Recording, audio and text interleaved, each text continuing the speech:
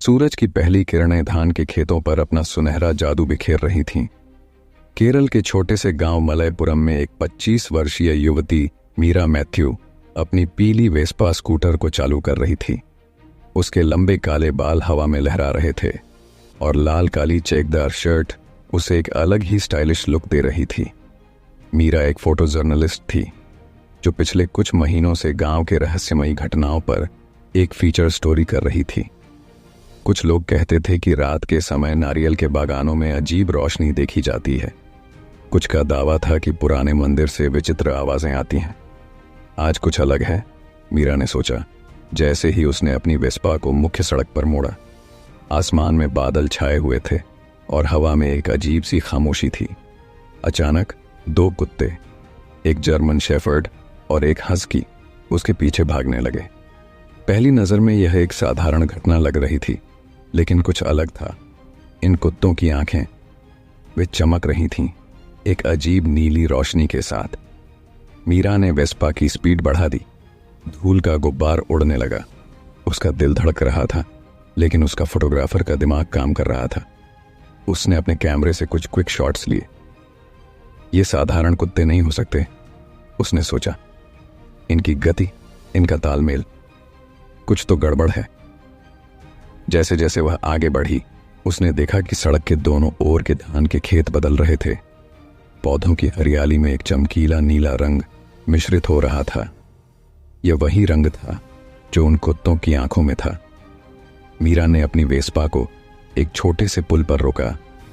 उसने अपने कैमरे से कुछ और तस्वीरें लीं।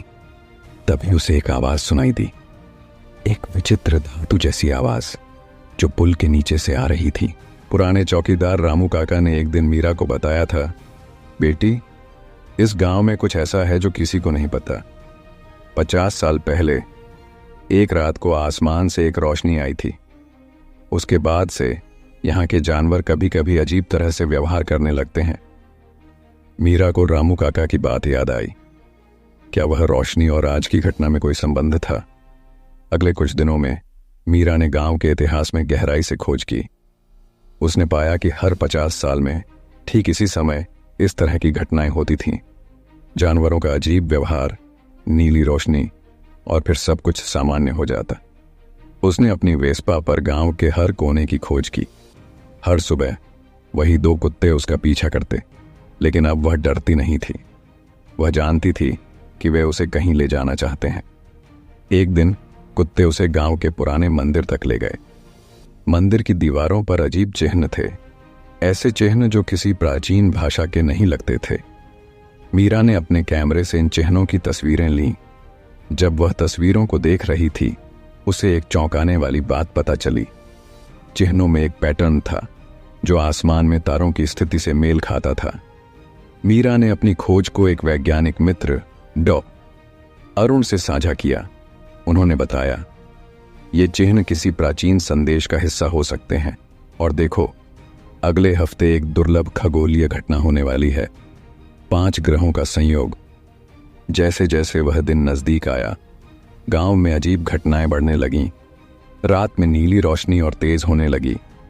कुत्तों की आंखों की चमक और भी प्रबल हो गई। मीरा ने अपनी वेस्पा पर हर रात गश्त लगाना शुरू कर दिया।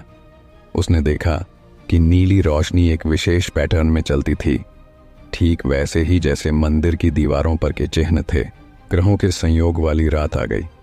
मीरा अपनी वेस्पा पर मंदिर पहुंची। दोनों कुत्ते पहले से ही वहां थे। आसमान में नीली रोशनी का एक तेज चमकदार गोला दिखाई दिया। मंदिर की दीवारें चमकने लगीं, चिन्ह जीवंत हो उठे, और फिर एक चमत्कारिक घटना हुई।